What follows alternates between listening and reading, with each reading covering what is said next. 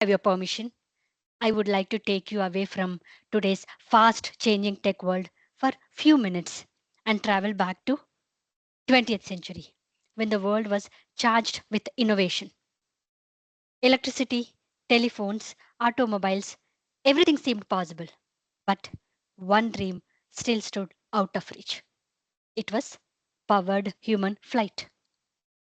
Governments, wealthy investors, and engineers were pouring money and reputation into it. And whoever mastered the flight could own the skies, shape the history, and command respect.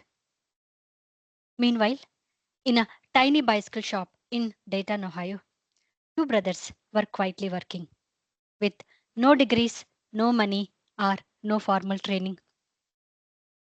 While others built massive, expensive machines that crashed like broken furniture, the brothers worked small and smart.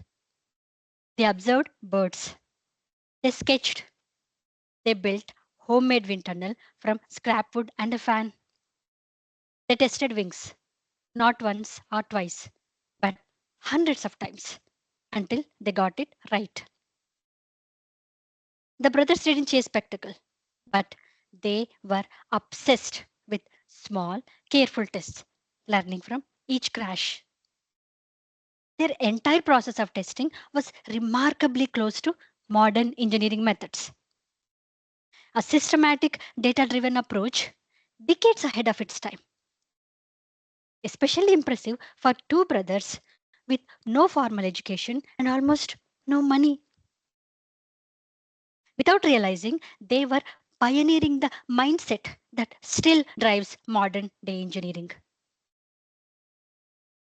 The brothers made several successful small glides down the hill, but disaster struck in 1902. One day, when Wilbur was gliding and performing a turn, his body began sliding down the side of the wing and he quickly lost control. The aircraft was slammed onto the ground and he was violently thrown away. His head hit one of the aircraft's support studs. Shaken but alive, the discouraged Wilbur admitted that man would not fly for other 50 years. But the brothers didn't give up though. They resumed their aviation experiments at their bike shop few months later. Then came December 17th, 1903, in Kitty Hawk, North Carolina. Freezing winds, sand stinging their faces. Engine and propellers were fitted to the aircraft. The brothers shook hands, knowing it might be their final time seeing each other. Orville climbed onto the flight, and Wilbur stood by to observe. Orville started the engine. A loud noise filled the air as the engine began to rev. Few seconds later, the plane steadily moved forward and lifted off the ground. It flew for 12 seconds, 120 feet, a distance so short that you could walk it in less time. But those 12 seconds changed everything. History had been recreated.